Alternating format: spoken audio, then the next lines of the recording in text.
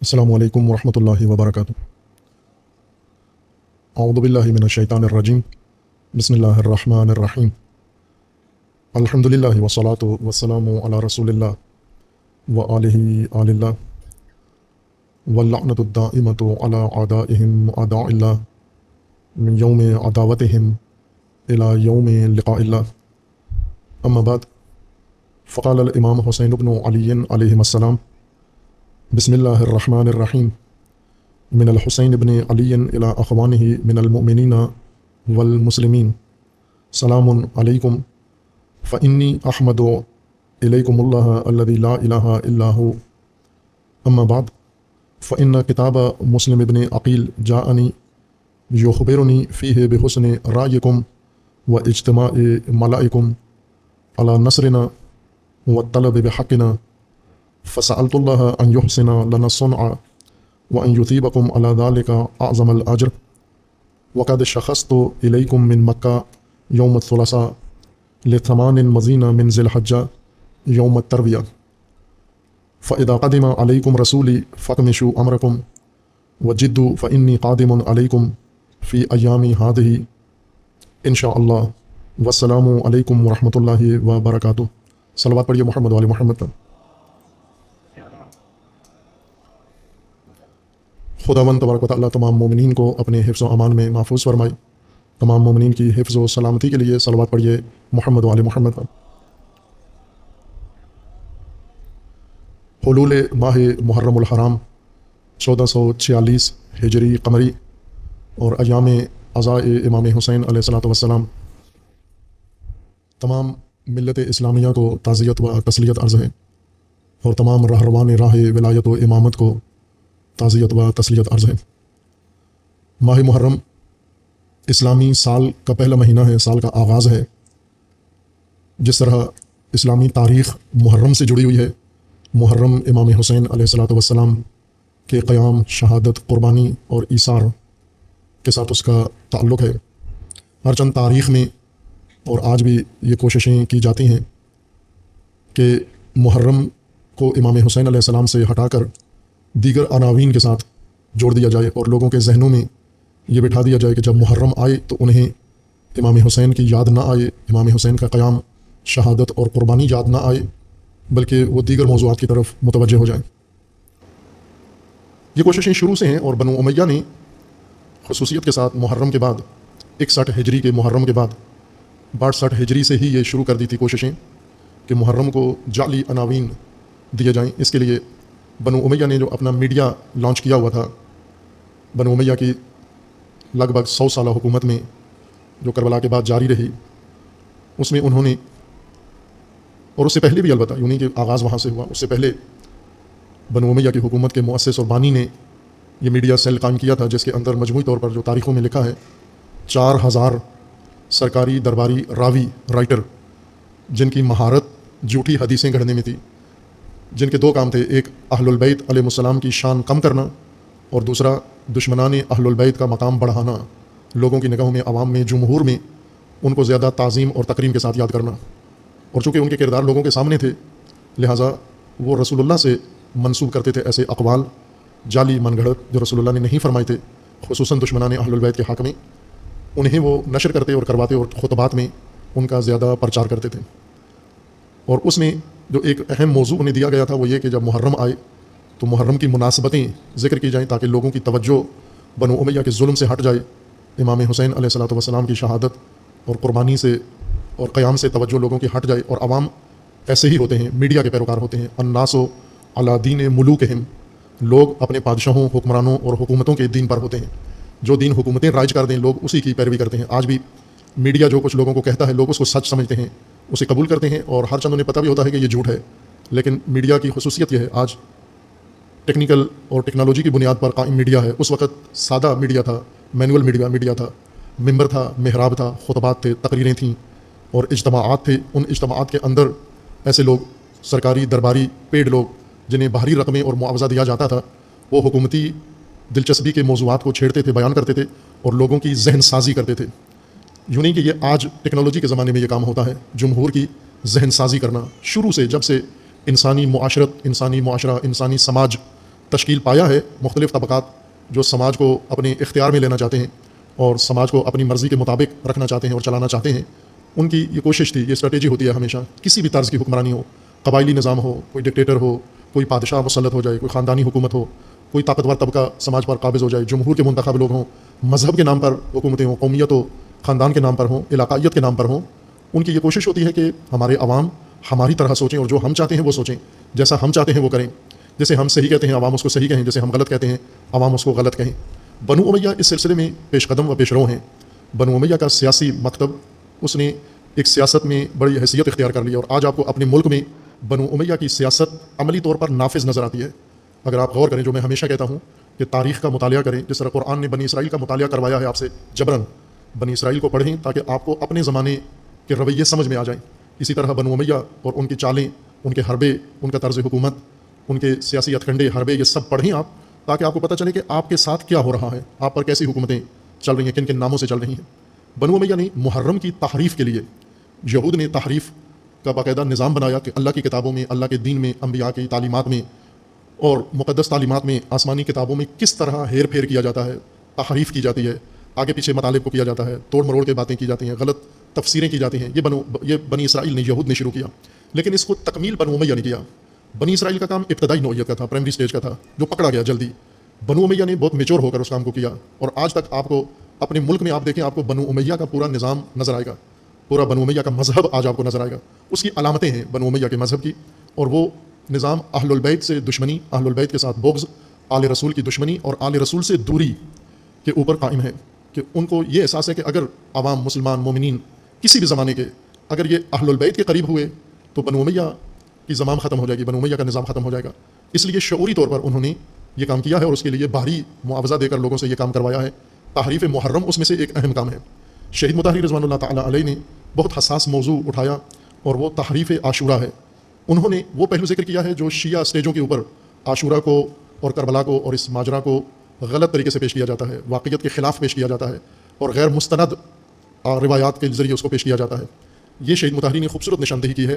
اس کو حماسۂ حسینی میں ایک اہم موضوع ہے، ترجمہ ہوئی ہے یہ کتاب اردو میں، اس کو حتماً پڑھیں، جوان حتماً پڑھیں اس کتاب کو، کہ کس طرح ایک خالص، اصلی اور بنیادی مکتب کے اندر تحریف کی جاتی ہے، اور پھر ٹریک بدل دیا جاتا ہے، جس طرح ٹرین کی پٹڑی کا ٹریک چینج کر دیتے ہیں اور ٹرین اسی پہ چلتی ہے بدلے ہوئے ٹریک پر، اسی طرح دین و مذہب بھی ہے، اس کا اگر ٹریک بدل دیا جائے تو مذہب ہر نسل میں اسی ڈگر پر چل پڑتا ہے۔ اور پھر آپ سوچیں کہ اس کتاب کو پڑھ کے کہ آپ آج جو عاشورہ اور کربلا سے متعلق اپنے ممبروں سے سنتے ہیں، اس میں واقعیت کتنی ہے اور اس میں واقعیت کے خلاف کتنا مواد ہے، یہ آپ کو پیمانہ ہاتھ آ جائے گا۔ شہید مطہری رضوان اللہ تعالیٰ علیہ کی کتاب حماسۂ حسینی 3 جلدوں میں ہے، اور اسی کے اندر یہ تحریفات عاشورہ بھی، یہ بات شہید نے بیان کی ہے۔ تحریف کے بانی یہود ہیں، تحریف کے عمل کو تکمیل کرنے والے بنو امیہ ہیں، اور تحریف شدہ دین پر عمل کرنے والے عام مسلمان ہیں۔ بے خبر، لا علم مسلمان، سادہ لو، جو دین کی زیادہ خبر نہیں رکھتے، تاریخ کی زیادہ آگاہی نہیں رکھتے، یہ تحریف شدہ دین کو اصلی کے ساتھ یہ تشخیص نہیں دے سکتے، تمیز نہیں کر سکتے، فرق نہیں کر سکتے۔ انہیں جو کچھ بھی مثلا محرم ہے، جو کچھ بھی مجلس اور عزا کے نام پر بیان کیا جائے، یہ سمجھتے ہیں یہ سب درست ہے، چونکہ ائمہ کے نام پر بیان کیا جا رہا ہے۔ بنو امیہ نے محرم کے لیے خصوصی اہتمام کیا، باقی بھی کیا، لیکن محرم کا رخ بدلنے کے لیے، محرم کو دیگر مناسبتوں کے ساتھ منسوب کرنے کے لیے، اور ان کی بڑی کوشش تھی کہ محرم کو جشن کا مہینہ، خوشی کا مہینہ قرار دیں، اور زیادہ کامیابی انہیں نہیں ہوئی، لیکن کسی حد تک ان کے اثرات باقی ہیں۔ ابھی بھی پاکستان، ہندوستان میں عاشور کے دن جشن کی ریلیاں نکلتی ہیں، رقص ہوتا ہے، ڈانس ہوتا ہے، کراچی میں میڈیا بھی دکھاتا ہے، جب عزا کا جلوس جس روٹ سے گزرتا ہے، اسی روٹ پر عاشور کے جلوس کو جلدی جلدی گزارا جاتا ہے، اور وہاں سے چونکہ اس کے بعد جشن کا جلوس آتا ہے۔ اہل سنت کا ایک طبقہ ایسا ہے جو ہمیشہ عاشور کے دن ڈھول، باجے، رقص، مداری، اور وہ جو میلوں میں، جو خوشی کے میلوں میں جو کچھ ہوتا ہے، وہ میلے کا ایسا سما ہوتا ہے، ناچ رہے ہوتے ہیں لوگ، کپڑے پہنے ہوتے ہیں، رنگین کپڑے، اور باقی کرتب دکھا رہے ہوتے ہیں، وہ جشن منا رہے ہوتے ہیں۔ البتہ آج کے جشن منانے والے یہ کہتے ہیں کہ امام حسین علیہ السلام کو کامیابی ہوئی تھی، لیکن یہ اصل میں بنو امیہ کی رسم تھی کہ عاشور کے دن بنو امیہ کو کامیابی ہوئی تھی، لہٰذا جشن منایا جائے۔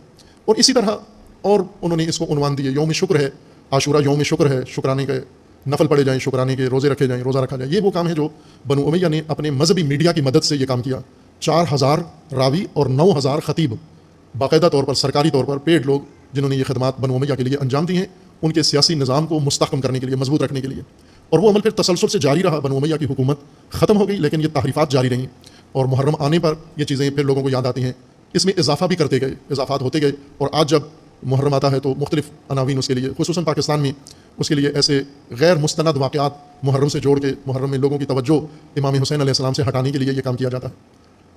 اور اس میں پاکستان میں خصوصیت کے ساتھ محرم کو امن و امان قائم کرنے کا مہینہ قرار دیا گیا ہے، جس کا حکومت زیادہ اہتمام کرتی ہے کہ محرم نا امنی اور نقض امن کا مہینہ ہے. لہٰذا حکومت چاروں صوبوں میں بلکہ پورے باقی علاقوں کے اندر گلگت بلتستان کشمیر میں فوج کو بھی میدان میں لے آتی ہے، رینجرز بھی، مسلح فورسز بھی، جیسے کہ محرم کے اندر کوئی دشمن آ گیا ہے جو پاکستان کی سلامتی کو خطرے میں ڈالے ہوئے ہے. یہ ماحول بنایا گیا ہے باقاعدہ محرم کے خلاف. دہشت گردی محرم کے مقابلے میں دہشت گردوں کی پرورش فرقہ باز، فرقہ ساز اور فرقہ پرست عناصر کی ریاستی سرپرستی ہوئی ہے، جنہوں نے محرم کو اس طرح کا عنوان دے دیا ہے. لیکن محرم ایک تو آغاز ہے اسلامی سال کا، اور خصوصاً مکتب اہل البیت اور مکتب عاشورہ کے پیروکاروں کے لیے یہ آغاز سال کا قیام اور مبارزہ اور شہادت اور قربانی سے جڑا ہوا ہے.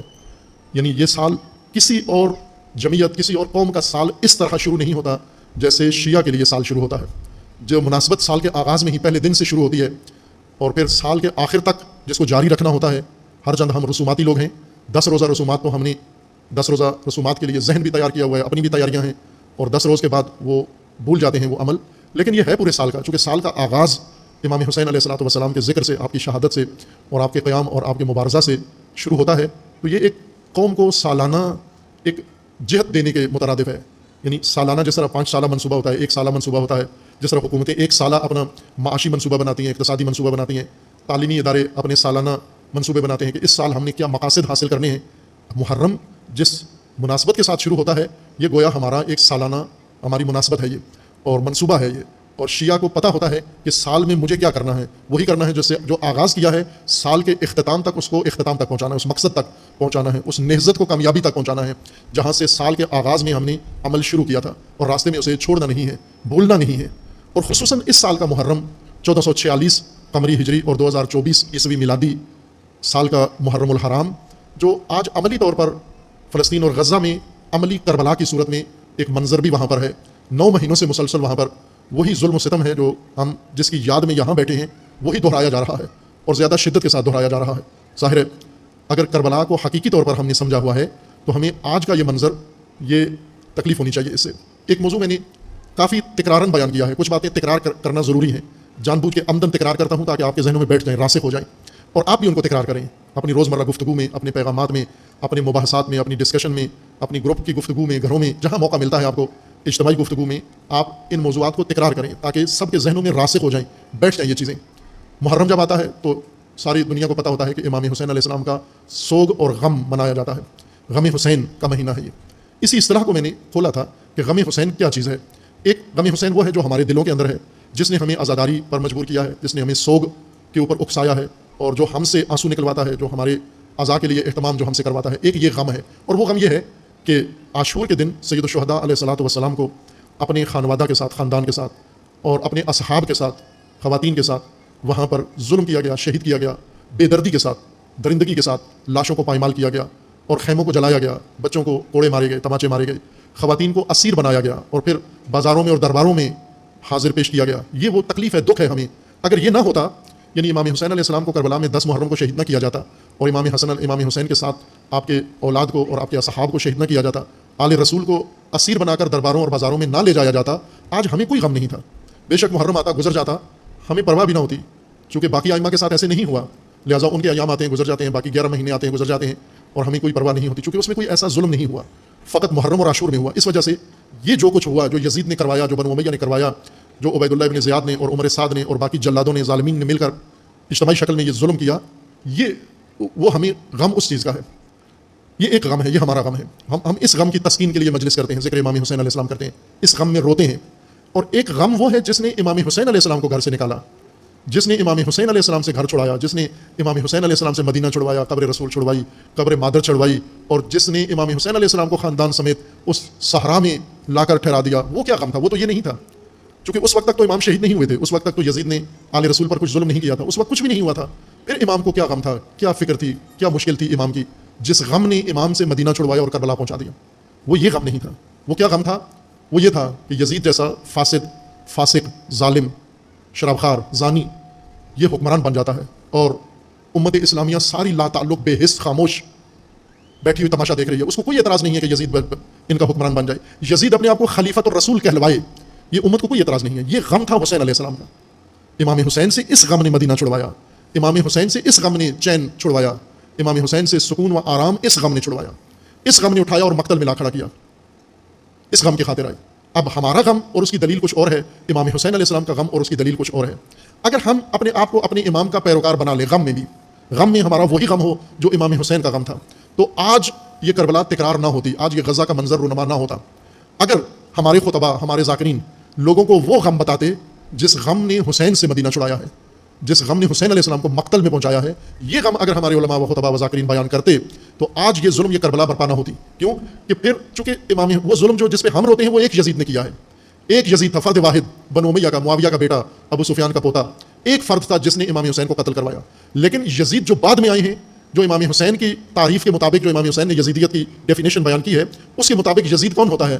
رجل فاسق, رجل فاسد, شارب الخمر, قاتل النفس المحرمہ اور معلن بالفسق, یہ یزید ہوتا ہے. یعنی قاتل, شرابی, زانی, زناکار, معلن بالفسق, یہ یزید ہوتا ہے. یزید کے مقابلے میں کیا کیا جائے؟ مثلی لا یبایع لمثلہ, مجھ جیسا اس جیسے کتابیں اس کی بیعت نہیں کرتا. یہ حسین علیہ السلام نے اپنا غم بتا دیا کہ جب ایسا حکمران آئے, ایسی حکومتیں آئیں, تمہارا فریضہ یہ بنتا ہے کہ ان کے خلاف اعلان کرو, ان کی بیعت کا انکار کرو, ان کے خلاف قیام کرو, ان کے خلاف مزاحمت کرو, ان کے خلاف مقاومت کرو, ان کے خلاف تحریک شروع کرو, نہضت شروع کرو, لب کھولو, آواز اٹھاؤ, اور حتیٰ اس راہ میں اگر تمہیں جان دینی پڑے تو جان دے دو. یہ غم تھا امام حسین علیہ السلام کا. آج کیوں دنیا فلسطین و غزہ کے مقابلے میں بے حس ہے؟ یہ بات بہت ساروں نے, بابصیرت لوگوں نے ادراک کی ہے, سمجھا ہے. اہل سنت کے معروف اسکالرز نے اعتراف کیا ہے کہ فلسطین کی نسبت اہل سنت کی خاموشی کی بڑی وجہ یہ ہے کہ ان کے پاس حسین نہیں ہے, حسین سے ان کا تعلق کمزور پڑ گیا ہے, حسین علیہ السلام سے ناطہ توڑ دیا ہے, دور کر دیا گیا ہے ان کو. ہر چند زبانی دعویٰ کرتے ہیں کہ ہم احترام کرتے ہیں, لیکن اگر عملاً احترام کرتے تو آپ غزہ سے لا تعلق نہ ہوتے. کیوں شیعہ فقط غزہ کے لیے قیام کرتے ہیں جبکہ غزہ میں نہ کوئی شیعہ ہے, نہ کوئی ماتمی ہے, نہ کوئی عزادار ہے, نہ کوئی وہ جو عام روایتی انداز ہوتا ہے, کوئی بھی نہیں ہے وہاں پر. پھر کیوں شیعہ؟ ایران کا شیعہ, لبنان کا شیعہ, یمن کا شیعہ, عراق کا شیعہ, پاکستان کا شیعہ, پوری دنیا کا شیعہ, وہ غزہ کے لیے فقط ایک آواز اٹھتی ہے. کیوں اٹھتی ہے؟ اس لیے کہ شیعہ کا مذہب امام حسین علیہ السلام کا مذہب ہے, شیعہ کا مسلک امام حسین علیہ السلام کا مسلک ہے. آپ نے جن لوگوں سے, بزرگوں سے مذہب لیا ہے, وہ آپ کو کہتا ہے کہ حکمران کی ذاتی زندگی مت دیکھو, حکمران زانی ہے یہ اس کی ذاتی مسئلہ ہے, حکمران شرابی ہے, نشئی ہے, یہ اس کا ذاتی مسئلہ ہے, حکمران فاسد ہے, یہ اس کا ذاتی نجی معاملہ ہے.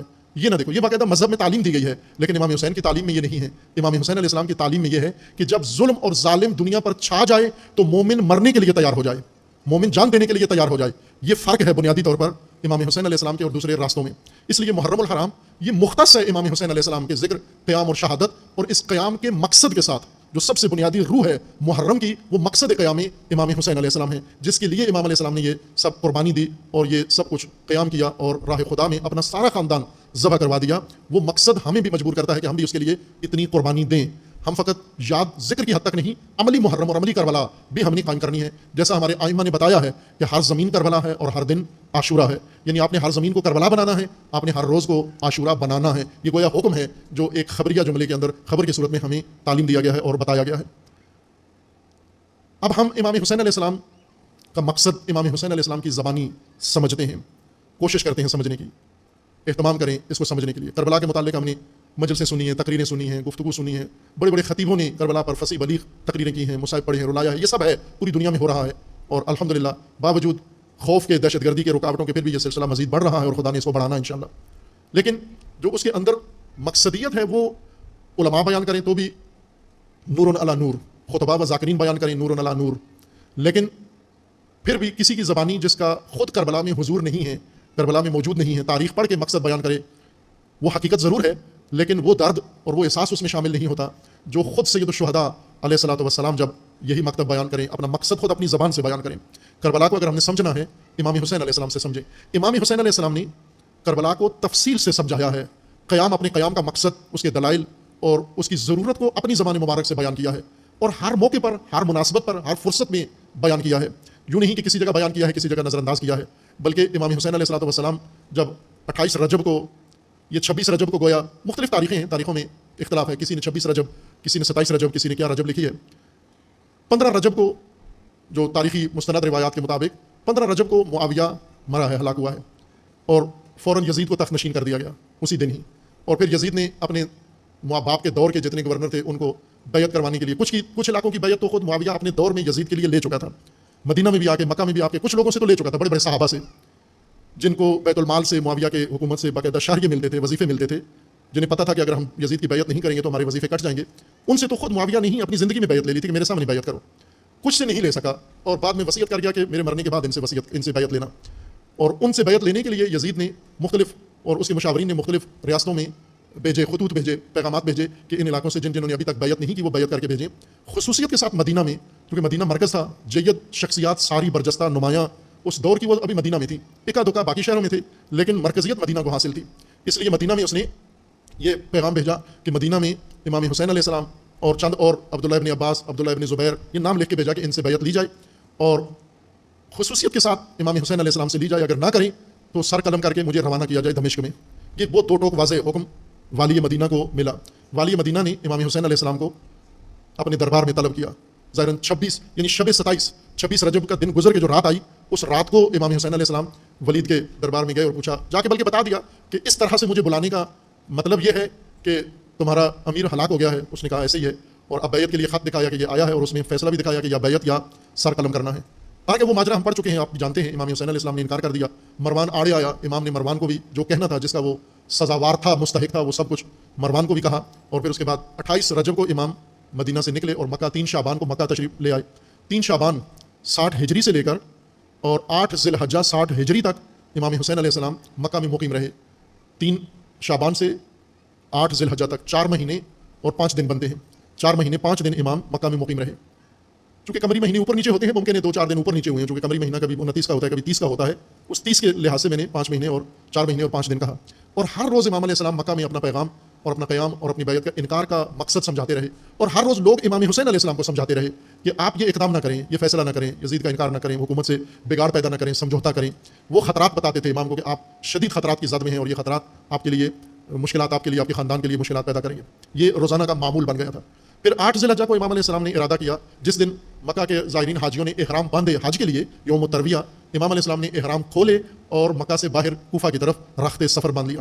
پھر راستے میں کئی منزلیں آتی گئیں اور ہر منزل پر مختلف واقعات رونما ہوتے گئے، مختلف حادثات پیش آتے رہے اور امام ان مواقع پر خطبات مختصر یا مفصل بیان کرتے رہے.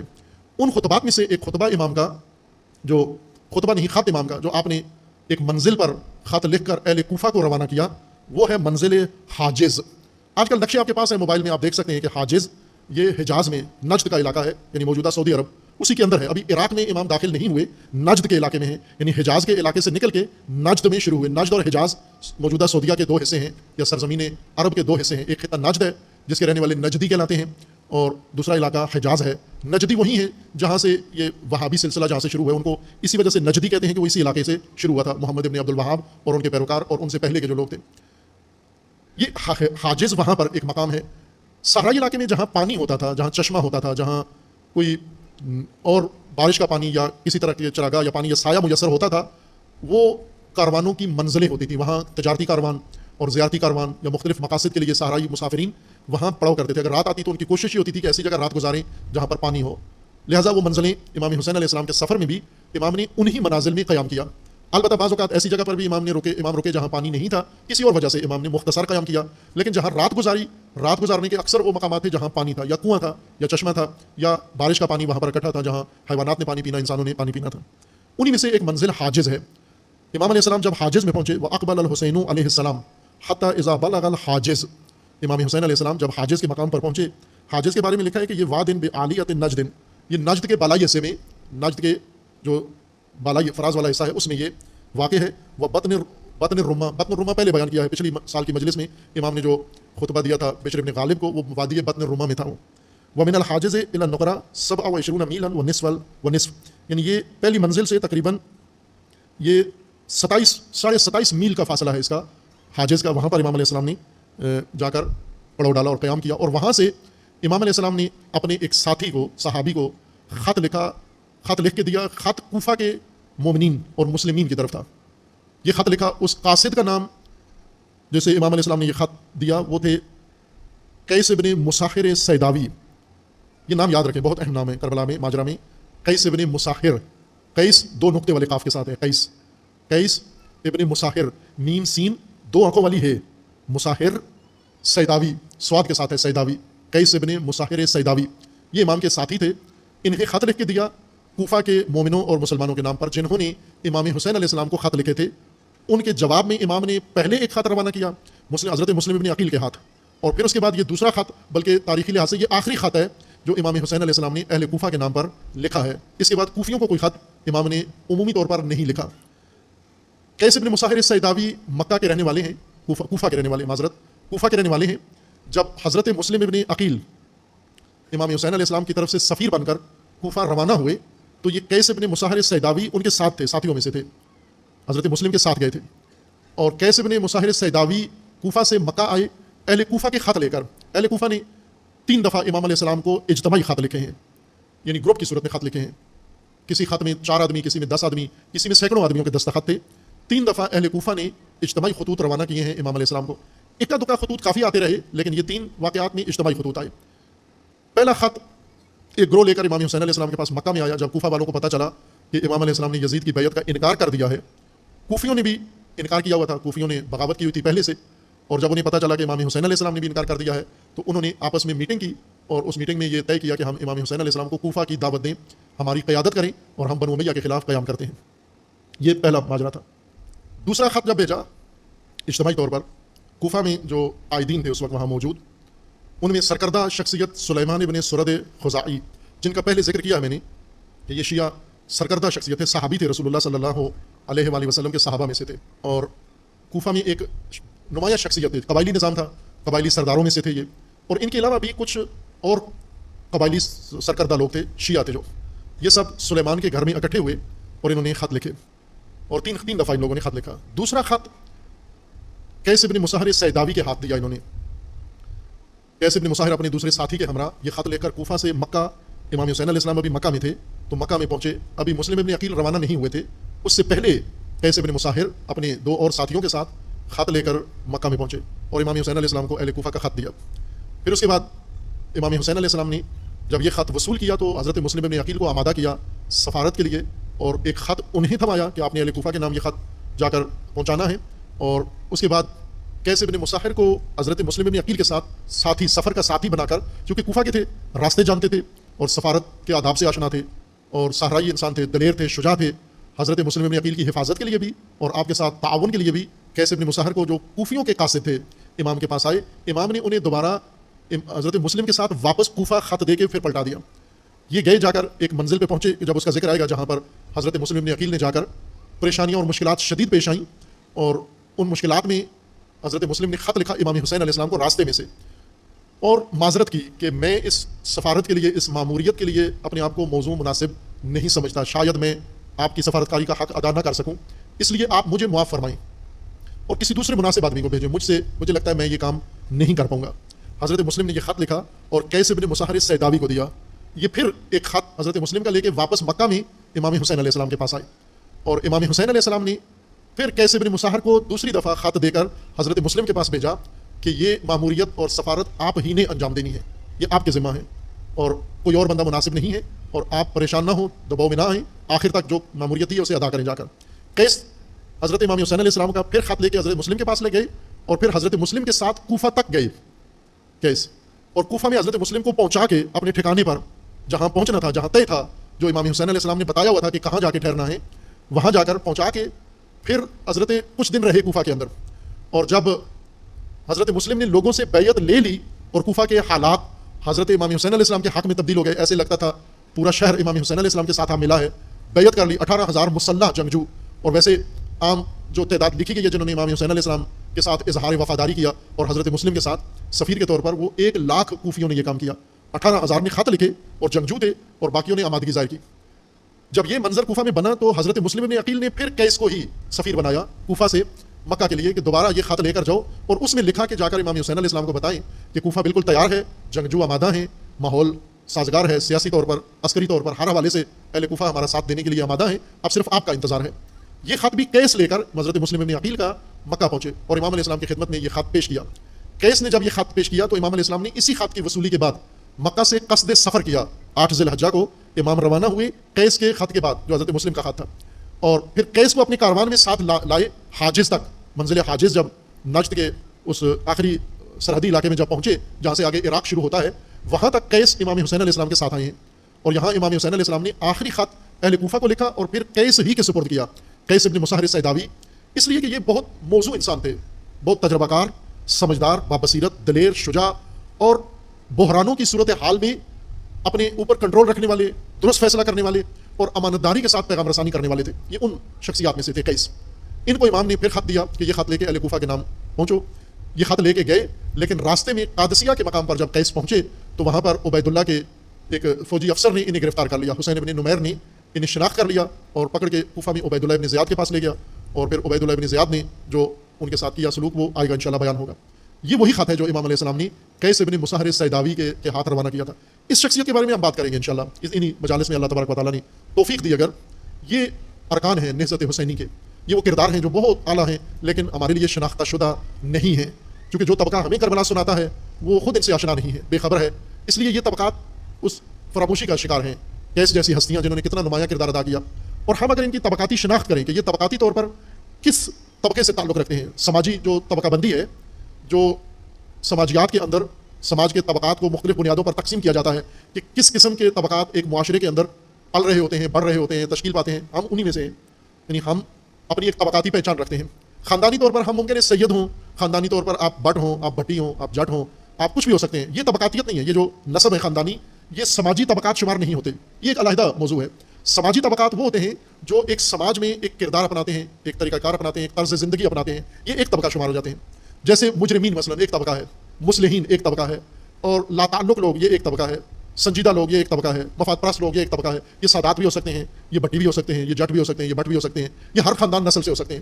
سماجی طبقاتیت وہ الگ پیمانہ ہے جو سوشیالوجی کے اصولوں کے مطابق وہ علم جو آپ کو معاشرتی شناخت کرواتا ہے، وہ علم جو معاشرے میں رہنے والے طبقات کی پہچان کرواتا ہے اور ان کی خصوصیات اور ان کی صفات بیان کرتا ہے، اس لحاظ سے ہمیں تاریخ کو بھی سمجھنے کی ضرورت ہے کہ تاریخ کے یہ کردار کس طبقے سے تعلق رکھتے تھے۔ اس آئینے میں ہم نے اپنے آپ کو دیکھنا ہے کہ ہم کس طبقے سے تعلق رکھتے ہیں، اور انہی کرداروں میں سے ایک قیس ابن مسہر السیداوی ہیں۔ ہم یہ دیکھیں کہ یہ سماجی طبقات میں سے کس طبقے کی شخصیت ہے۔ یہ اس وقت جو حجاز میں جنہیں امام حسین علیہ السلام نے پیغام دعوت دی اور انہوں نے سنی اور قبول نہیں کی بلکہ الٹا امام کو سمجھاتے رہے، امام کے رشتہ دار، امام کے ساتھی، امام کے دوست، امام کے خیرخواہ، امام کے ہمدرد، امام کے چاہنے والے، امام سے محبت کرنے والے، یہ سب امام کو مدینہ میں اور مکہ میں سمجھاتے رہے۔ آخری زور لگایا، انہوں نے پوری کوشش کی کہ امام کو اس سفر سے روک لیں اور خطرات میں نہ پڑنے دیں۔ یہ کون سے طبقات تھے کہ جو ساتھ دینے کے بجائے روکنے کی کوشش کر رہے ہیں؟ اور یہ بھی ایک سماجی سوچ ہوتی ہے، سماجی طبقہ ہے۔ یہ وہ طبقہ ہے جو خود ان کی اپنی زبانی کہ خطروں میں نہ پڑو، آپ خطائیں بے شک جتنی مرضی کر سکتے ہو کرو، آپ خطا کار بن جاؤ لیکن خطرناک راہوں پر نہیں جانا۔ یہ عافیت پرست، آرام پرست طبقہ ہوتا ہے، سہولت پسند طبقہ ہوتا ہے، سہل انگار طبقہ ہے جو کوئی خطرہ بھول نہیں لیتا، ذلت قبول کر لیتا ہے، شکست قبول کر لیتا ہے، غلامی قبول کر لیتا ہے، ظلم سہ لیتا ہے، لیکن یہ بولتا نہیں ہے کسی کے خلاف، قیام نہیں کرتا، آواز نہیں اٹھاتا۔ یہ وہ طبقات ہیں جو اپنی ایک شناخت معاشرے کے اندر اس طرح کے قائم کر لیتے ہیں۔ انہی میں سے ہم بھی ہیں۔ اگر ہم تاریخ کے طبقات کو ملاحظہ کرتے ہیں تو اس لیے نہیں کہ وہ پہچانے جائیں، وہ تو اپنی زندگی گزار کے چلے گئے، ہم انہیں پہچان لے تو بھی، ہم نہ بھی پہچانے تو بھی وہ اپنی زندگی گزار کے چلے گئے۔ اس وقت جس نسل کو زندگی گزارنی ہے، اصل اہمیت اس کی ہے جو اس وقت موجود نسل ہے، اس کو اپنی طبقاتی شناخت پیدا کرنی ہے، اس کو اپنا مقام تلاش کرنا ہے کہ ہماری طبقاتی شناخت کیا ہے، ہم کن لوگوں میں ہیں؟ ہم سہل انگار لوگوں میں سے ہیں، ہم مفاد پرست لوگوں میں سے ہیں، ہم ستم پذیر لوگوں میں سے ہیں، ہم غلامی پسند لوگوں میں سے ہیں، ہم ذلت پذیر لوگوں میں سے ہیں، ہم عافیت پسند لوگوں میں سے ہیں، ہم آرام پسند اور سہولت پسند لوگوں میں سے ہیں، یا نہ ہم متعہد لوگوں میں سے ہیں، ہم وفادار لوگوں میں سے ہیں، ہم دیانتدار اور امانت دار لوگوں میں سے ہیں، اور ہم باقاعدہ معاشرے میں ایک انقلابی رول ادا کرنے والوں میں سے ہیں۔ یہ ہر شخص کی ایک طبقاتی شناخت ہے، ہر فرد کی، عورت ہو یا مرد۔ مثلا یوں نہیں کہ عورتیں طبقات کا حصہ نہیں ہیں، سماجی طبقات میں عورتیں بھی ہیں۔ یہ عورتیں کیا کر رہی ہیں؟ ان کا کردار سماج میں کیا ہے؟ تخریب کاری کر رہی ہیں، بگاڑ پیدا کر رہی ہیں، مایوسی پھیلا رہی ہیں، امید پھیلا رہی ہیں، اچھی نسل پروان چڑھا رہی ہیں، یا یہ معاشرے کے اندر جو بچے بھیج رہی ہیں یہ خود معاشرے کے لیے ایک تباہی کا باعث بننے والے ہیں۔ یہ بھی خواتین کی بھی ایک طبقاتی شناخت ہے آپ کی، یہ کس طبقے کے ہیں؟ اور یہ طبقاتیت ہمیں کربلا میں دیکھنی ہے، اور اس میں سے ایک بڑا اہم خوبصورت کردار، بہت عالی شان کردار یہ قیس ابن مسہر السیداوی رضوان اللہ تعالیٰ علیہ ہیں، جو شہداء میں سے ہیں۔ اور حضرت مسلم ابن عقیل کی شہادت کے بعد دوسرے شہید یہ ہیں، یا تیسرے شہید کربلا کے یہ ہیں۔ سب سے پہلے بصرہ کے جو سفیر تھے امام کے، جنہیں بصرہ بھیجا گیا تھا، وہ شہید ہوئے، اس کے بعد مسلم ابن عقیل شہید ہوئے، اور اس کے بعد قیس ابن مسہر السیداوی شہید ہوئے۔ یہ کربلا سے پہلے ابھی امام راستے میں ہیں اور ان عزیزوں کی شہادتیں وہاں واقع ہو گئی ہیں۔ لیکن شہادت کے علاوہ جب تک زندہ تھی کیا کیا انہوں نے، اور کتنا اعتماد امام کا حاصل کیا، امام کے لیے کتنے بھروسے کے انسان تھے کہ امام جو بھی اہم پیغام ہے وہ اس شخص کو سونپتے ہیں۔ اہم ترین معمولیت جو پیغام رسانی ہوتی ہے بحرانوں کے دنوں میں، جنگوں کے دوران، پیغام رسانی بہت اہم چیز ہوتی ہے، سیکرٹ ہوتی ہے، اور اس کو آج بھی محفوظ ترین طریقے سے پاس کیا جاتا ہے، بھیجا جاتا ہے۔ امام علیہ السلام نے ایک سفیر اپنے حضرت مسلم ابن عقیل کو انتخاب کیا کہ ہم پہلے بیان کرائیں حضرت مسلم ابن عقیل کی طبقاتی شناخت بیان کی ہے کہ یہ کس طبقے سے تعلق رکھتے تھے، کن خصوصیات کے مالک تھے۔ حضرت مسلم ابن عقیل وہ شخصیت تھے جو ایک معاشرے کی جہت بدل سکتے تھے، ایک معاشرے کے اندر ایک انقلابی لہر ایجاد کر سکتے تھے، ایک قوم کی ڈگر موڑ سکتے تھے۔ یہ صلاحیت تھی، قائدانہ صلاحیت حضرت مسلم ابن عقیل میں اس لیے بھیجا تھا انہوں نے، اور انہوں نے کیا وہ کام جا کر کوفیوں کو جو کسی کے بھی تابع نہیں ہوتے تھے، انہوں نے جا کر ان کو ایک نظم میں منسلک کر دیا، ایک ڈسپلن ان میں پیدا کیا، تحریک کا حصہ بنا دیا اور ان کے اندر آمادگی پیدا کی، جذبہ پیدا کیا، ولولہ پیدا کیا۔ یہ حضرت مسلم ابن عقیل کا کام تھا۔ یعنی امامت کے لیے میدان ہموار کرنے والے لوگ، امام کے لیے، امامت کے لیے میدان بنانے والے لوگوں میں سے تھے وہ، یعنی جن کی آج پاکستان کو ضرورت ہے۔ پاکستان کے جو افراد ہیں ان کی جہتیں کس طرف ہیں، کس کے ساتھ ہیں ہمدردیاں؟ آج پاکستان کے شیعہ کہاں کھڑے ہیں، کس کے ساتھ کھڑے ہیں؟ وہ آپ نگاہ کر لیں، کس کس کے ساتھ کھڑے ہوئے ہیں؟ امامت کے علاوہ ہر ایک کے ساتھ کھڑے ہوئے ہیں، سیاسی طور پر، سماجی طور پر، اجتماعی طور پر امامت کے علاوہ ہر ایک کے ساتھ کھڑے ہیں۔ وہ کون ان کو ان ساری قبائلیت سے اور حزب بازی سے اور تنظیمی اس ڈھانچے سے نکال کے امامت سے منسلک کرنے والا کوئی ہو، وہ وہی کام کر رہا ہے جو مسلم ابن عقیل نے کوفہ میں کیا۔ کوفیوں کی بھی ایک اپنی طبقاتی شناخت ہے جو پہلے بھی بیان کی ہے، اب آگے اس سفر میں مزید آئے گی۔ لیکن یہاں پر اس حاجز کی منزل پر امام علیہ السلام نے جو خط لکھا اہل کوفہ کے نام، جس سفیر کے ہاتھ روانہ کیا، یہ خود ایک بہت اہم کردار ہے کربلا کے اندر، قیس بن مصہر سیداوی رضوان اللہ تعالی علیہ۔ خط امام علیہ السلام نے یہ لکھا، وَأَقْبَلَ الْحُسَيْنُ علیہ السلام حَتَّى إِذَا بَلَغَ الْحَاجِزَ مِنْ بَطْنِ الرُّمَّةِ، بطن رما، وادی بطن رما میں حاجز کے مقام پر جب امام پہنچے، یہاں نقشہ موجود ہے، آپ حاجز وہاں دیکھ سکتے ہیں کہاں پہ واقع ہے، اور مکہ سے کتنا فاصلے پر ہے اور عراق سے کتنا پہلے ہے حاجز، اور اس کے بعد کتنی منزلیں ہیں جو امام علیہ السلام نے طے کی ہیں۔ معلوم نہیں آپ حروف اس کے اتنے نمایاں ہیں یا نہیں نمایاں ہیں۔ یہ جو لوگ نیٹ پہ دیکھ رہے ہیں ان کے لیے کیمرہ ان کو دکھائے حاجز کہاں ہے واقع، نقشہ پورا دکھائیں، صرف لفظ حاجز نہ دکھائیں، نقشہ دکھائیں کہ مکہ سے حاجز کتنا ہے، پھر حاجز سے آگے عراق اور کربلا کتنے فاصلے پر ہے، اور حاجز سے کوفہ کتنا فاصلے پر ہے۔ اسی مقام پر جناب قیس بن مصہر سیداوی کو امام نے خط لکھا، یہ بطن الرما میں ہے یہ، اور یہ بڑا اہم پہلو ہے، اس پہ علماء نے تحقیق کی ہے، خوبصورت تحقیق ہے، اللہ تبارک و تعالیٰ توفیق دے اس کو آپ کی خدمت میں تحلیل کر کے بیان کریں۔ جو جغرافیائی کربلا کا جو جغرافیائی نقشہ ہے یہ بہت اہم ہے۔ جب بھی کوئی جنگ یا کوئی قیام ہوتا ہے، کوئی انقلاب برپا ہوتا ہے، تو جن علاقوں کو انتخاب کیا جاتا ہے ان کی جغرافیائی خصوصیت، وہ راستے، وہ مقام جہاں پڑاؤ ڈالا ہے اور جن آبادیوں سے گزرے ہیں، جن آبادیوں سے فاصلہ لیا ہے، جن آبادیوں سے گزر کے گئے ہیں، یہ بہت اہم خصوصیات ہیں۔ یہ اتفاقی نہیں ہے کہ یہاں سے گزرنا ہی تھا، راستہ گزرتا تھا، جیسے ہم گزرتے ہیں موٹر وے جہاں سے جاتی ہے ہمیں مجبوراً وہاں سے جانا پڑتا ہے، بیچ میں اگر کوئی شہر آ جاتا ہے تو وہ نہ ہمیں اس شہر سے کوئی سروکار ہے نہ اس شہر کو ہم سے کوئی سروکار ہے۔ اس زمانے میں تھا، سروکار ہوتا تھا۔ اگر امام حسین علیہ السلام گزر رہے ہیں، حاجز پہ رکے ہیں، تو اس کا مطلب ہے کہ حاجز میں کوئی خصوصیت ہے جس وجہ سے امام نے وہاں قیام کیا۔ یا اسی طرح یہ پورا روٹ جتنا لکھا ہوا ہے، مسیر سارا راستہ، اس راستے پہ جن جن مقامات پہ رکے، کئی مقامات پہ نہیں رکے امام علیہ السلام، وہاں قیام نہیں کیا، وہاں پڑاؤ نہیں کیا، وہاں آرام بھی نہیں کیا، وہاں سے تیزی سے گزر گئے۔ ظاہر گزرنے کی وجہ کوئی تھی جس وجہ سے گزرے، یہاں قیام مناسب نہیں ہے۔ اور ان جغرافیہ پر ان کی خصوصیت، یہ کیا علاقے تھے؟ مثلا یہ کسی کی ملکیت تھے، ظاہر ہے بہت سارے سرکاری ملکیت میں تھے، کچھ جگہ راستے عموماً سرکاری ملکیت ہوتے ہیں، لیکن راستوں کے اطراف میں جو آبادیاں ہیں اور جو باغات ہیں، جو کھیت ہیں، وہ لوگوں کی نجی ملکیت ہیں۔ اور اس راستے میں یہ جو جغرافیہ ہے جس راستے سے امام گزر کے گئے ہیں، یہ اکثر اہل حجاز کی ملکیت ہے، بڑے بڑے صحابہ کے یہ فارم تھے، زرعی فارم تھے یہ علاقے، اور ان کے نمائندے اور ان کے جو آگے منشی ہوتے ہیں جو ان باغات کو سنبھالنے والے، یہ ان لوگوں کا علاقہ ہے، یہ اس علاقے سے گزر رہے ہیں، خصوصاً جہاں پر پانی تھا، بڑے بڑے صحابہ کے رقبے تھے، یہ ان رقبوں کے اندر سے یہ راستہ سارا گزر رہا ہے۔ اس وجہ سے امام علیہ السلام کہیں رکتے، کہیں نہیں رکتے، کہیں پہ گھوڑے سے اترتے، کہیں پہ گھوڑے پر ہی بیٹھے رہتے، اور کہیں پہ رات گزارتے، کہیں پہ رات گزارنے کا موقع ہوتا لیکن نہیں گزارتے تھے۔ یہ اس خصوصیت کی وجہ سے ہے کہ یہ مستقل گفتگو اس کے لیے چاہیے کہ جغرافیائی لحاظ سے ان علاقوں کی اور اس راستے کی کیا خصوصیت تھی۔ امام علیہ السلام نے خط لکھا، باسا قیس ابن مصہر السیداوی، قیس ابن مصہر، اصل تلفظ مصہر ہے، مصہر بھی پڑھتے ہیں لوگ اس کو، لیکن جو ان کا اصلی نام ہے مصہر ہے، سیداوی۔ سیدا ان کا قبیلہ تھا، قبیلہ بنو اسد میں سے تھے، یہ اس کی ایک شاخ تھی سیدا، یہ اس سے تعلق رکھتے تھے، لہذا اسدی بھی تھے اور سیداوی بھی تھے۔ الی اہل الکوفہ، اہل کوفہ کے نام امام نے خط لکھا، وکتب معاہ الیہم، قیس کو جو خط لکھ کے دیا، اہل کوفہ کے نام یوں لکھا امام علیہ السلام نے، بسم اللہ الرحمن الرحیم، بسم اللہ سے امام نے خط شروع کیا، من الحسین ابن علی الی اخوانہ من المؤمنین والمسلمین، حسین ابن علی کی جانب سے یہ خط ہے اپنے مومن اور مسلمان بھائیوں کے نام، مومن دونوں لقب استعمال کیے، مومن اور مسلمان، من الی اخوانہ من المؤمنین والمسلمین، مومن و مسلمان بھائیوں کے نام حسین ابن علی کی طرف سے خط ہے، سلام علیکم، تم پر سلام ہو میرے مومن اور مسلمان کوفی بھائیوں، تم پر میرا سلام ہو، فإنی احمد الیکم اللہ الذی لا الہ الا ہو، بھائیو میں تمہارے سامنے، تمہارے اوپر یا تمہارے لیے اللہ تبارک و تعالیٰ کی حمد تمہارے سامنے بجا لاتا ہوں، وہ اللہ جس کے علاوہ کوئی الہ اور کوئی معبود نہیں ہے۔ اما بعد، اور اس کے بعد حمد کے بعد، فإن کتاب مسلم ابن عقیل جاءنی تمہاری طرف سے جو خط تمہاری نمائندگی میں یا تمہارے حالات کے بارے میں میرے نمائندے مسلم ابن عقیل نے خط بھیجا ہے، وہ خط مجھے مل گیا ہے، جاءنی، میرے پاس وہ خط پہنچ آیا ہے مسلم ابن عقیل کا، جو آخری خط حضرت مسلم ابن عقیل نے لکھا تھا، جس میں لکھا تھا کوفہ تیار ہے، آمادہ ہے، آپ آ جائیے، یہ اس خط کی بات ہو رہی ہے۔ یخبرنی فیہ بحسن رأیکم، جناب مسلم نے اس خط میں مجھے باخبر کیا ہے تمہاری رائے اور تمہارے بہترین اور خوبصورت فیصلے کے بارے میں، تم نے جو بہترین فیصلہ کیا ہے، رائے تم نے مل کے اکٹھی قائم کی ہے، اس کے بارے میں مسلم نے مجھے آگاہ کیا ہے۔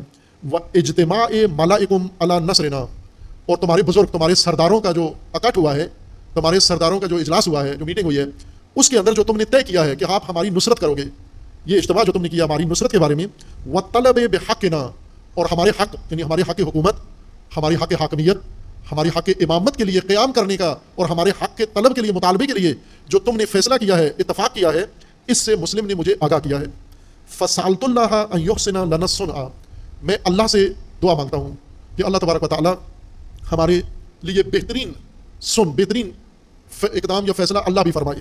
وَأَن يُثِيبَكُمْ عَلَىٰ ذَلِكَ أَعْظَمَ الْأَجْرِ، اور اللہ تبارک و تعالیٰ تمہیں اس رائے، اس اتفاق اور اس فیصلے کا عظیم اجر عطا فرمائے۔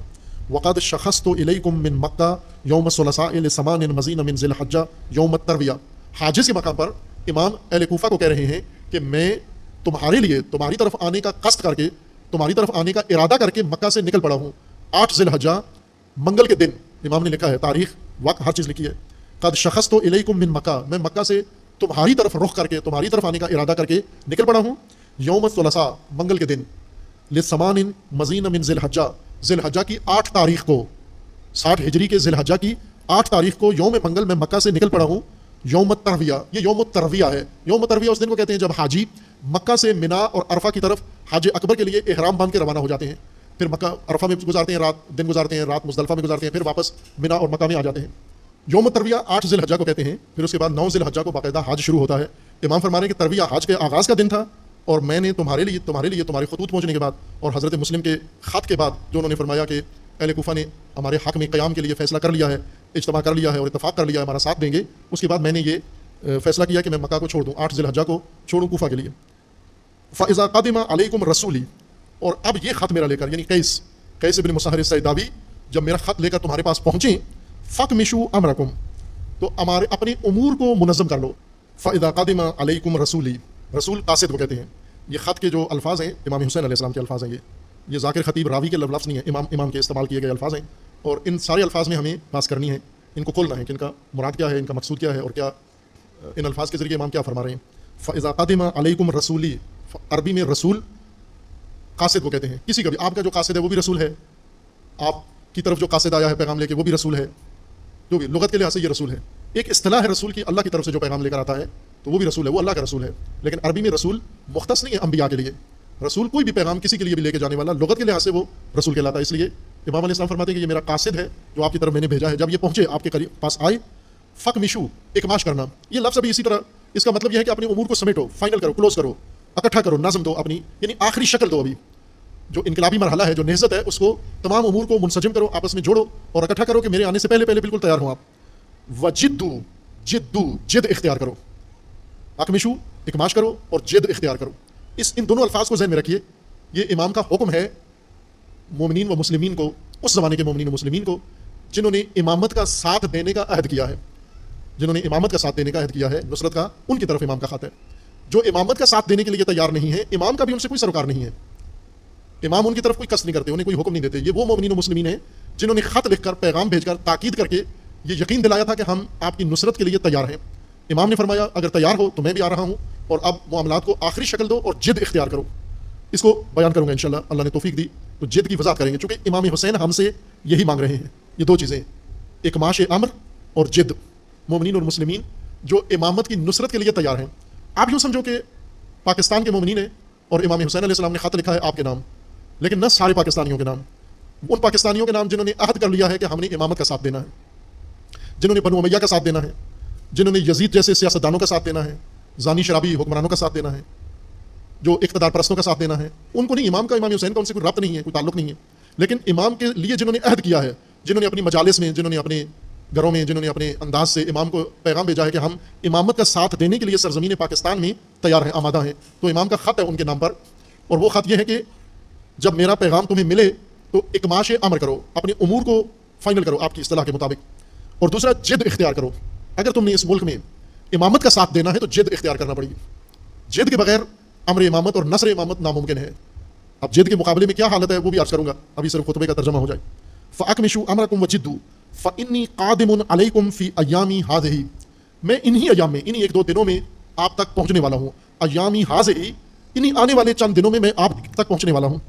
انشاءاللہ، اگر اللہ نے چاہا، اللہ کی مشیت ہوئی، میں آپ تک انہی آنے والے چند دنوں میں پہنچنے والا ہوں. والسلام علیکم ورحمۃ اللہ وبرکاتہ.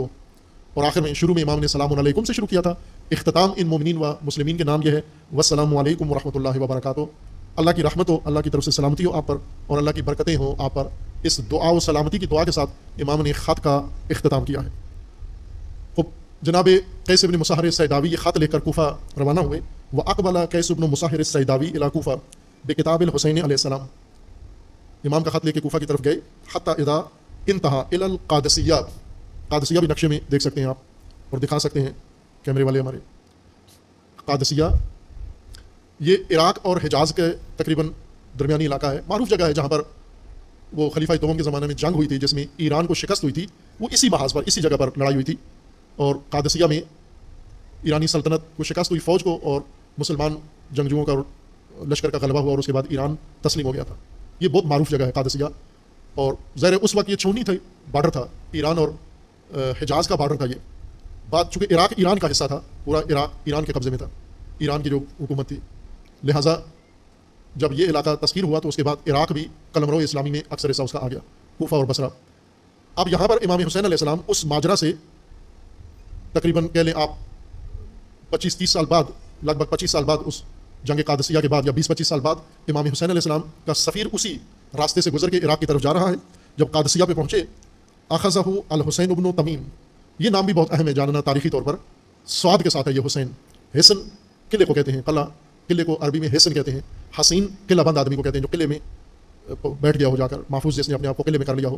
اور حسین اس کی تصغیر ہے، جیسے سین کے ساتھ حسین ہے، امام حسین علیہ السلام کا نام مبارک ہے، یہ حسن سے ہے، سین کے ساتھ ہے. اور یہ شخص جو بنو امیہ کا سردار لیڈر ہے، اس کا نام سواد کے ساتھ حسین ابن نمیر. یہ حسین ابن نمیر عبید اللہ کی طرف سے وہاں مامور تھا امام حسین علیہ السلام کی نظارت کے لیے، یعنی امام حسین علیہ السلام پر نظر رکھنے کے لیے. ایک بڑا علاقہ کئی فرسخ کا اس کو فوجی دستہ دیا گیا تھا، چونکہ انہیں پتا تھا حجاز سے عراق کا یہی راستہ ہے اور امام اسی راستے سے آئیں گے. انہوں نے پہلے یہ گشتی فوج وہاں لگائی ہوئی تھی جو گشت کرتی تھی، وہاں پر راستے کا کنٹرول کر رہی تھی کہ امام حسین علیہ السلام جب آتے ہیں تو یہ انہیں وہیں پر راستے میں ہی پکڑ لیں. لیکن یہاں جب قیس بن مصاحر السیداوی گئے تو انہوں نے پکڑ لیا انہیں اور لے کر عبید اللہ ابن زیاد کے پاس لے گئے. فقال له عبید اللہ. اب یہاں پر قیس بن مصاحر نے ایک بڑا خوبصورت یہ کام کیا، یہیں سے ان کی یہ خصوصیت نمایاں ہوتی ہے کہ امام نے کیوں اتنا اعتماد کیا اس شخصیت پر، چونکہ یہ صلاحیتیں تھیں ان کے اندر. جب پکڑے گئے تو انہوں نے سب سے پہلا کام امام کا خط پھاڑ دیا، ضائع کر دیا، تلف کر دیا. اور وہ خط چونکہ اس وقت کاغذ تو نہیں تھے، یا لکڑیوں پہ لکھا ہوتا تھا یا جلد پہ لکھا ہوتا تھا، حیوانات کی جلد مناسب بنائی جاتی تھی، اس کو پھاڑنا بھی آسان نہیں تھا. کاغذ پھاڑنا بہت آسان ہے، لیکن جانور کی جلد کو پھاڑنا یا اور کسی چیز کے اوپر لکھا ہوا خط ہو تو وہ مشکل کام تھا. تو جب یہ پکڑے گئے تو پہلا کام انہوں نے یہ کیا، جب انہوں نے دیکھا کہ وہ اب آ رہے ہیں ہماری طرف پکڑ لیں گے ہمیں، تو انہوں نے فوراً وہ خط دانتوں سے چبایا، پھاڑ کے اس کو ریزہ ریزہ کر کے اس کو ضائع کر دیا تاکہ ان کے ہاتھ نہ لگے. جب عبید اللہ نے ان سے خط مانگا کہ آپ کہ کون ہو، تو انہوں نے تعارف کروایا کہ میرا نام قیس ہے. کون ہو؟ کہا میں امام حسین علیہ السلام کا سفیر ہوں، اہل کوفہ کے نام خط لایا ہوں. تو انہوں نے کہا خط دکھاؤ کہاں ہے؟ تو انہوں نے کہا کہ خط نہیں ہے، ضائع کر دیا ہے. تو عبید اللہ نے کہا کیوں ضائع کیا ہے؟ کہا اس لیے کہ تیرے ہاتھ نہ لگے، تجھے نہ پتہ چلے کہ خط میں کیا لکھا ہوا ہے، کن کا نام ہے، کن کے نام پر ہے. تو عبید اللہ نے پھر شدت دکھائی کہ اگر خط نہیں دیتے ہو تو پھر یہ کام کرو کہ آپ ممبر پہ چڑھ کے امام حسین علیہ السلام کو، امیر المومنین کو سب و شتم کرو، جو بنو امیہ نے سرکاری طور پر شروع کیا ہوا تھا. معاویہ کے دور سے یہ کام شروع ہوا تھا، عمر ابن عبدالعزیز کے زمانے تک یہ کام انہوں نے سرکاری طور پر صحابیوں کے ذریعے کرواتے تھے، تابعین کے ذریعے کرواتے تھے، علماء کے ذریعے کرواتے تھے، ائمہ جمعہ کے ذریعے کرواتے تھے، محراب و ممبر پہ تقریریں کرنے والے مذہبی لوگوں سے کرواتے تھے. اور جو ائمہ کو گالی گلوچ نہیں کرتا تھا اہل البیت کو، بیت المال سے اس کی تنخواہ بند کر دیتے تھے، اس کا وظیفہ بند کر دیتے تھے. اور بڑے بڑے صحابہ انہیں اس شرط پر باقاعدہ پہلے تصدیق کروائی جاتی تھی کہ یہ اہل البیت کو گالی گلوچ کرتے ہیں یا نہیں. اگر وہ کریں تو انہیں وظیفہ ملتا تھا، ورنہ نہیں ملتا تھا. سعد بن ابی وقاص، یہی سردار قادسیہ جنہوں نے یہ جنگ لڑی ہے. اب خود اس جنگ میں سعد بن وقاص نے کیسے جنگ لڑی ہے یہ بڑا دلچسپ ماجرا ہے. اب ہمارے موضوع سے اتنا مربوط نہیں ہے، قادسیہ کا نام آنے کی وجہ سے ہم نے ان کا ذکر کیا ہے کہ سعد بن ابی وقاص عمر سعد قاتل امام حسین علیہ السلام، اس کا باپ سعد بن ابی وقاص عشرہ مبشرہ میں جن کا نام ہے اور فاتح ایران ہیں، قادسیہ کے سردار ہیں، اور جن کے بڑے ہر مارکے میں جن کا نام ہے، یہ وہی شخصیت ہے. یہ معاویہ کے دور میں اہل البیت کو علی علیہ السلام کو لان تان نہیں کرتے تھے. سعد بن ابی وقاص امیر المومنین کی بیعت بھی نہیں کی. انہوں نے سارے خلفاء کی خلیفہ اول کی بھی کی, خلیفہ دوم کی بھی کی, خلیفہ سوم کی بھی کی, اور بعد میں معاویہ کی بھی کی, لیکن امیر المومنین کی بیعت نہیں کی انہوں نے. لیکن امیر المومنین کو گالی گلوچ بھی نہیں کرتے تھے. معاویہ تک خبر پہنچی کہ سعد بن ابی وقاص اتنا بڑا سردار ہے, صحابی ہے, اور یہ امیر المومنین کو سر عام برملا بھی اور نجی محفلوں میں برا بلا نہیں کہتے. تو معاویہ خود ان کے پاس گیا اور کہا کہ یہ اہل سنت کی کتابوں میں ہے, یہ حدیث موجود ہے, یہ مسلم میں ہے, ترمذی میں غالباً ہے, یہ اہل سنت کی کتابوں میں یہ حدیث موجود ہے. اور انہوں نے پوچھا جا کر کہ آپ, میں نے سنا ہے کہ آپ ابو الحسن علی علیہ السلام کو گالی گلوچ نہیں کرتے ہو. کہا نہیں کرتا. کہا کیوں نہیں کرتے؟ کہا اس لیے کہ میں نے رسول اللہ سے علی کے بارے میں 3 چیزیں سنی ہیں, اے کاش ان 3 میں سے ایک بھی میرے اندر ہوتی, میرے بارے میں ایک بھی ان میں سے چیز ہوتی تو مجھے دنیا و آخرت میں سب سے بڑا سرمایہ ہوتا. جبکہ علی علیہ السلام کے لیے یہ 3 چیزیں رسول اللہ نے بیان کی ہیں, اور وہ تینوں انہوں نے ذکر کی. معاویہ نے پوچھا وہ کیا ہے 3 چیزیں, انہوں نے بیان کر دی کہ میں نے یہ خود اپنے کانوں سے رسول اللہ سے سنا ہے علی کے بارے میں. تو رسول اللہ سے جب جس شخصیت کے بارے میں یہ سن لیا ہے میں نے, تو میں اس کو کیسے, اس میں سے انہوں نے مباہلہ کا بھی حوالہ دیا. سعد بن ابی وقاص نے, عمر سعد کے باپ نے کہا کہ ایک تو مباہلہ میں نبی نے ان کو اپنا نفس کہا ہے قرآن میں, امیر المومنین کو علی کو لے کے گئے مباہلہ کو, یہ میں نے خود سنا ہے, دیکھا ہے. اور دوسرا جب یہ رسول اللہ جا رہے تھے اور امیر المومنین کو چھوڑ گئے جنگ میں, اور اس جنگ میں حصہ نہیں لینے دیا, تو علی علیہ السلام کو گلا ہوا کہ مجھے عورتوں میں چھوڑ کے جا رہے ہیں. تو رسول اللہ نے فرمایا تھا انت منی بمنزلۃ ہارون من موسیٰ. کہا یہ میں نے کانوں سے سنی ہے رسول اللہ سے حدیث, کہ یہ علی کے بارے میں رسول اللہ نے فرمایا تھا. اور تیسرا خیبر میں رسول اللہ نے فرمایا تھا کہ میں کل اس کو علم دوں گا جو قرار ہوگا, غیر فرار ہوگا. اور پھر اس دن ہم نے دیکھا, ہم وہاں موجود تھے, ہمیں نہیں دیا, علی کو پرچم دیا, اور علی کی آنکھیں دکھ رہی تھیں, اور رسول اللہ نے اپنا لعاب لگایا اور وہ آنکھیں ٹھیک ہوئی, اور پھر علی نے وہ کام کیا. تو یہ 3 چیزیں میں نے خود سنی ہیں. اب ان کے ہوتے ہوئے میں کیسے اس شخص کو برا بلا کہوں جو تو کہنا چاہتا ہے. تو یہ ماحول تھا اس وقت علی علیہ السلام کو اور اہل البیت کو سب و شتم کرنا. یہ بنو امیہ کا رسمی مذہب تھا. یہ آج جو ناصبیت پاکستان کے اندر ہے, یہ وہی ناصبیت ہے بنو امیہ کی. چونکہ یہ کتابیں جتنی بھی فضائل بنو امیہ میں ہیں, یہ اسی دور میں لکھی گئی ہیں. بنو امیہ نے خود لکھوائی ہیں, اہل البیت کے مقابلے میں اپنی فضیلت بیان کی ہے. وہ ان ناصبیوں کے پاس مدرک بنے ہوئے ہیں اور ان کے حوالے دیتے ہیں. یہ ان کا عام رواج تھا کہ بنو امیہ کے ساتھ وفاداری اسی صورت میں ثابت ہوگی جب تک گالی دو. آپ آل رسول کو گالی دو تو اس کا مطلب ہے آپ بنو امیہ کے وفادار ہو. اگر اہل البیت کو گالی نہیں دی نعوذ باللہ, تو آپ کی وفاداری ثابت نہیں ہے. اب اس نے کہا خط دو مجھے, قیس بن مساہر نے فرمایا نہیں ہے, میرے پاس خط نہیں ہے, میں نے ضائع کر دیا ہے. تو کہا دوسری صورت آپ کے بچنے کی یہ ہے کہ آپ ممبر پہ چڑھ کے امیر المومنین امام حسین اور اہل البیت کو برا بلا کہو, سب کرو. قیس نے کہا یہ کر لیتا ہوں, موقع دو, میں یہ کام کرتا ہوں. تو عبید اللہ نے دارالامارہ میں دربار میں ہی ممبر تھا, دربار میں ممبر پہ چڑھایا اور سب لوگوں کو کہا کہ یہ حسین علیہ السلام کا نمائندہ ہے, یہ ابھی سنو کیا کہتا ہے.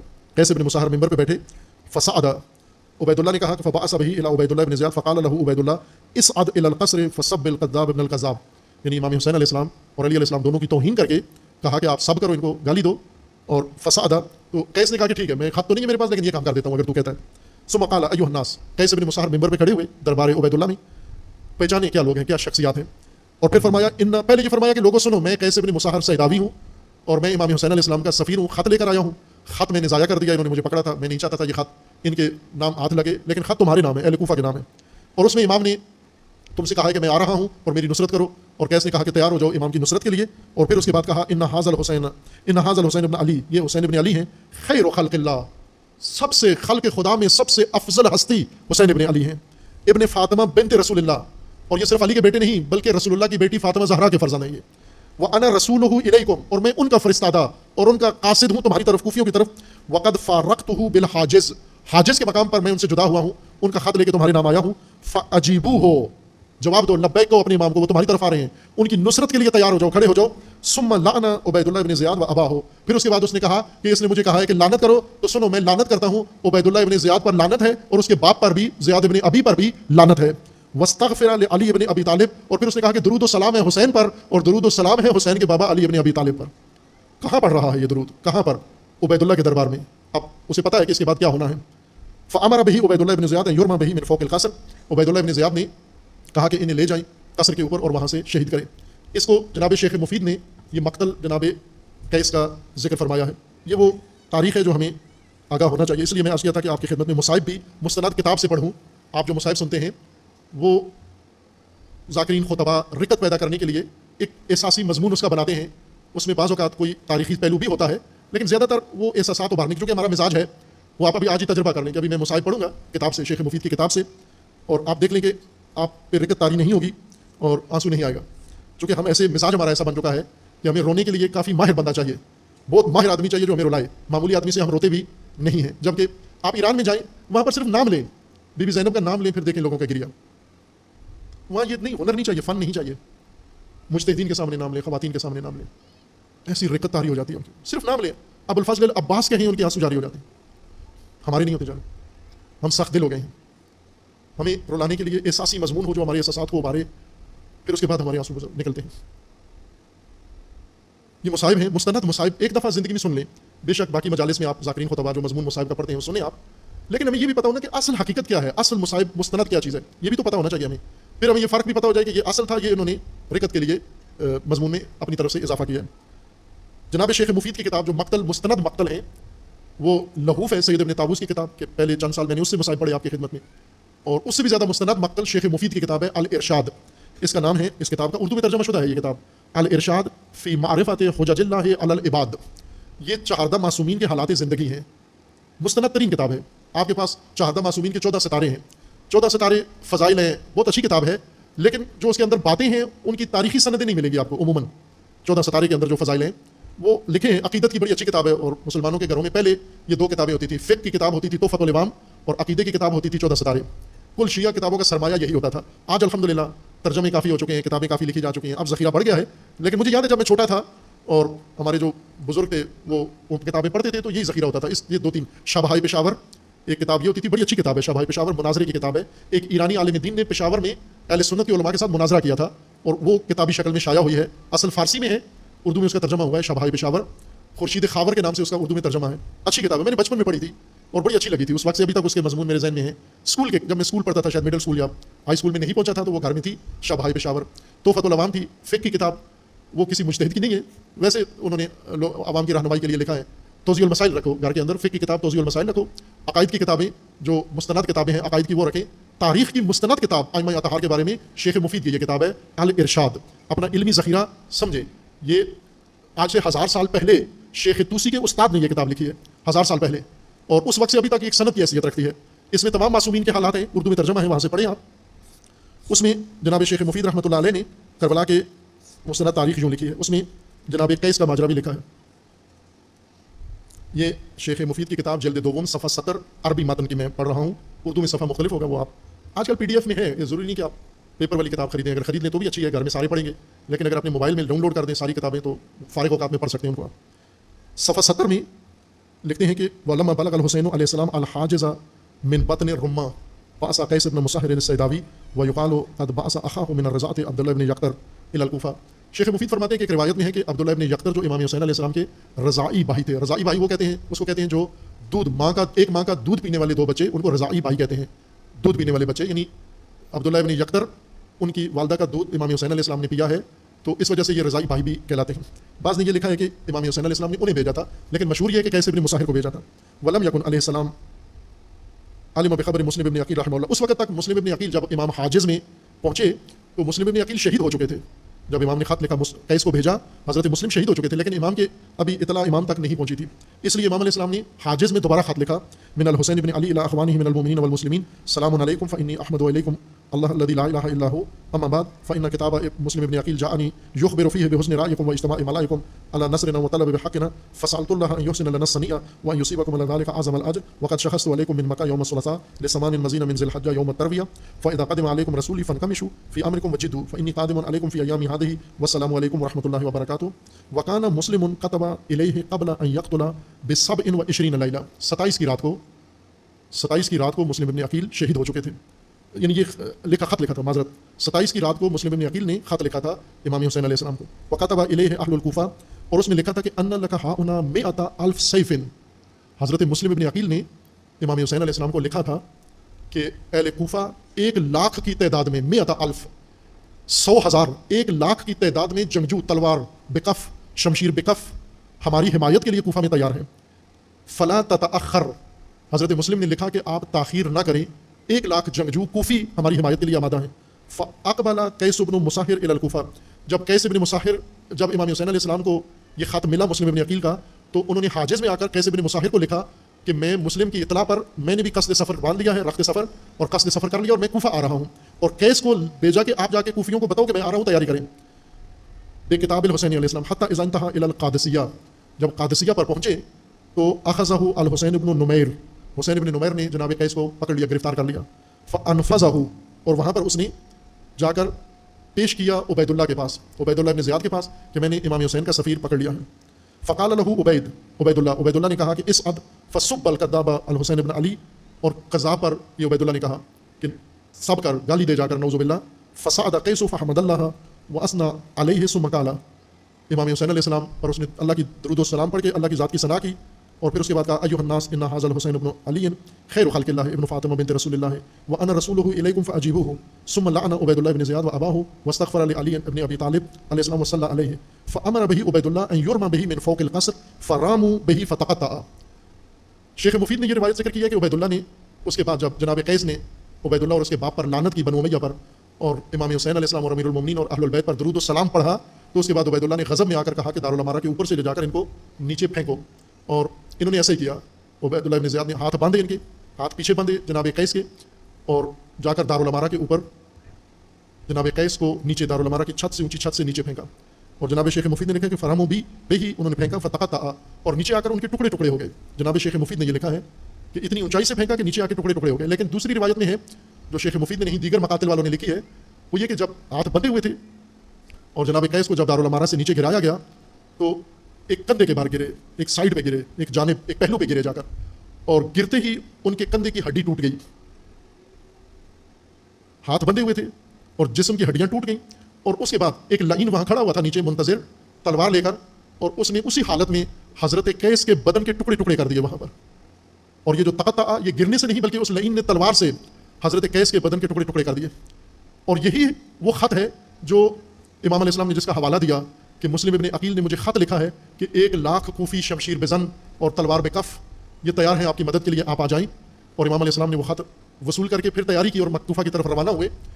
تو جناب قیس سے پہلے یہ ماجرا حضرت مسلم کے ساتھ رونما ہو چکا تھا۔ یہ ماجرا حضرت مسلم کو عبید اللہ نے اسی طرح کوفیوں نے بغاوت کی دغا کیا، حضرت مسلم کو تنہا چھوڑ دیا، اور پھر حضرت مسلم عبید اللہ اندر دارالامارہ میں لے جا کر پہلے تکلیفیں دیتا رہا، ایذا پہنچاتا رہا، اور حضرت مسلم کو جو تشدد کیا انہوں نے، حضرت مسلم کے دانت ٹوٹ گئے اس سے، اور دانتوں سے خون آ رہا تھا، اور حضرت مسلم پانی مانگا، انہوں نے پانی دیا، تو حضرت مسلم نے جب پانی پیا تو پانی میں خون مل گیا، تو آپ نے پانی پیا نہیں، چونکہ خون آلود پانی تھا، وہ تھوک دیا، اور پھر پانی مانگا، پھر پانی دیا، اس پانی میں خون تھا تو وہ بھی تھوک دیا، پھر اس کے بعد پانی نہیں مانگا، اور پھر اس کے بعد اس لائن نے حکم دیا کہ دارالامارہ کی چھت سے جا کر حضرت مسلم کو شہید کر دیا جائے، اور لے گئے۔ اس روایت میں ہے کہ انہوں نے حضرت مسلم کا سر دارالامارہ کی سر پر ہی قلم کر دیا تھا، حضرت قیس کو انہوں نے گرا دیا، نیچے گر کے بدن کے ٹکڑے ٹکڑے کیے۔ لیکن اس سے پہلے کہ حضرت مسلم کو دارالامارہ کی چھت پہ لے جائیں، جب حضرت مسلم کو یقین ہو گیا کہ اب میں زندہ نہیں بچوں گا، تو حضرت مسلم نے کہا کہ کوئی ایسا شخص ہو، میں وصیتیں کرنا چاہتا ہوں، میری 2 یا 3 وصیتیں ہیں، کوئی ایسا امین شخص مجھے تم نے ملے جس کو میں یہ وصیتیں کر دوں۔ تو کوئی بھی دربار میں سے حاضر نہیں ہوا، عمر سعد آگے آیا، اور عمر سعد نے کہا کہ مجھے وصیتیں کریں، میں ان پر عمل کروں گا۔ تو حضرت مسلم نے یہ کہا کہ ایک وصیت یہ ہے کہ میں نے کوفہ میں کچھ قرض لیا تھا کسی سے، انہی لوگوں سے جو ہماری حمایت کرنے والے ہیں، ان سے کچھ قرض لیا تھا میں نے، اور وہ قرض میرے ذمہ ہے، آپ یہ میری زرہ اور میری تلوار یہ بیچ کر یہ قرض ادا کر دینا میرا، میں کسی کا قرض دوش پہ لے کر اس دنیا سے جانا نہیں چاہتا۔ ایک یہ میری وصیت ہے، اور ایک میری وصیت یہ ہے کہ میں نے اپنے آقا و مولا حسین ابن علی کو خط لکھ دیا ہے آپ لوگوں کے بارے میں، آپ کے دھوکے میں آ کر، کہ آپ حسین ابن علی کی نصرت کے لیے تیار ہو، اور اب کوئی بھی حسین کی نصرت کے لیے جب تیار نہیں ہے تو کوئی ایسا شخص ہو جو جا کر مولا حسین کو بتا دے مولا کوفہ نہیں آنا، یہ قابل اعتماد نہیں ہے، یہ غدار ہیں، یہ اہل غدر ہیں۔ یہ وصیت عمر صاحب نے کہا میں کر دوں گا، لیکن وہ لعین منتظر رہے کہ امام حسین علیہ السلام آ جائیں۔ اور یہ دونوں شہادتیں امام حسین علیہ السلام کو راستے میں پتہ چلی۔ ایک منزل پہ جب امام حسین علیہ السلام پہنچے تو امام نے کہا کہ میں نے کوفیوں کو پیغام دے دیا ہے، اور میرا قاصد وہاں پہنچ گیا ہوگا، اور کوفیوں نے میرا پیغام وصول کر لیا ہوگا، اور وہ تیاری کر رہے ہوں گے۔ اس شخص نے پوچھا کہ کون سا قاصد آپ نے بھیجا ہے؟ تو امام نے فرمایا قیس بن مصاہر السیداوی۔ تو اس نے رو کر کہا کہ مولا بے دردی کے ساتھ اس کو شہید کر دیا گیا ہے۔ اس وقت امام حسین علیہ السلام کو جب خبر ملی تو امام نے وہ آیہ کریمہ پڑھی، وَمِنَ الْمُؤْمِنِينَ رِجَالٌ صَدَقُوا مَا عَاهَدُوا اللَّهَ عَلَيْهِ فَمِنْهُم مَّن قَضَىٰ نَحْبَهُ وَمِنْهُم مَّن يَنتَظِرُ۔ سلام ہو قیس پر، یہ وہ شخص ہے، یہ وہ رجل ہے، یہ وہ دلیر ہے جس نے اپنا عہد نبھا دیا ہے، وہ عہد نبھا دیا، اور ہم باقی عہد نبھانے کے انتظار میں ہیں۔ وما بدلوا تبدیلا۔ سلام ہو و درود ہو، ہزاروں و لاکھوں سلام و درود ہو قیس بن مصاہر السیداوی رحمۃ اللہ علیہ و رضوان اللہ تعالی علیہ، علی لعنۃ اللہ علی الظالمین، فسیعلم الذین ظلموا أی منقلب ینقلبون۔ اللهم بحق اسمك العظیم الاعظم الاعز الاجل الاکرم، یا اللہ یا اللہ یا اللہ یا اللہ یا اللہ یا اللہ یا اللہ یا اللہ یا اللہ یا اللہ یا اللہ یا اللہ۔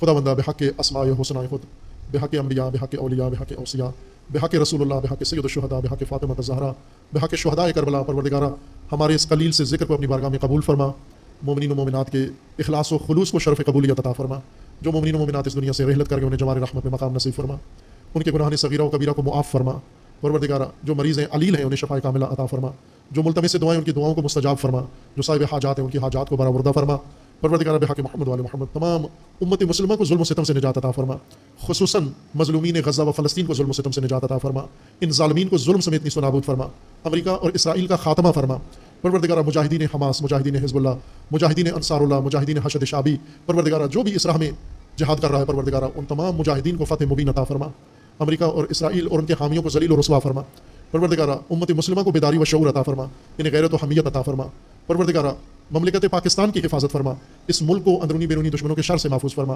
ملک کے اندر امن و امان قائم فرما، عزاداران سید الشہداء علیہ السلام کی حفاظت فرما، اہل منبر ذاکرین خطبہ کی حفاظت فرما، بانیان مجالس کی حفاظت فرما، پروردگارہ دشمنان عزاداری اگر اصلاح کے قابل نہیں ہیں پروردگارہ ان کے شر سے اس مملکت کو محفوظ فرما، خدا بندہ بحق محمد وآل محمد اپنے ولی حق ولی اللہ العظم جل اللہ تعالی فرج الشریف کا جلد از جلد ظہور فرما، ہمیں حضرت عوان و انصار میں سے ہونے کی توفیق عطا فرما، تمام مرحومین کے لیے، مومنین و مومنات کے لیے، حاضرین مجلس، منتظمین مجلس کے لیے، شہداء اسلام و بالاخص شہداء غزہ کے لیے سورہ فاتحہ۔ بسم اللہ الرحمن الرحیم، الحمدللہ رب العالمین، الرحمن الرحیم، مالک یوم الدین، ایاک نعبد و ایاک نستعین، اہدنا الصراط المستقیم، صراط الذین انعمت علیہم غیر المغضوب علیہم ولا الضالین، اللہم تقبل منا انک انت السمیع العلیم برحمتک یا ارحم الراحمین۔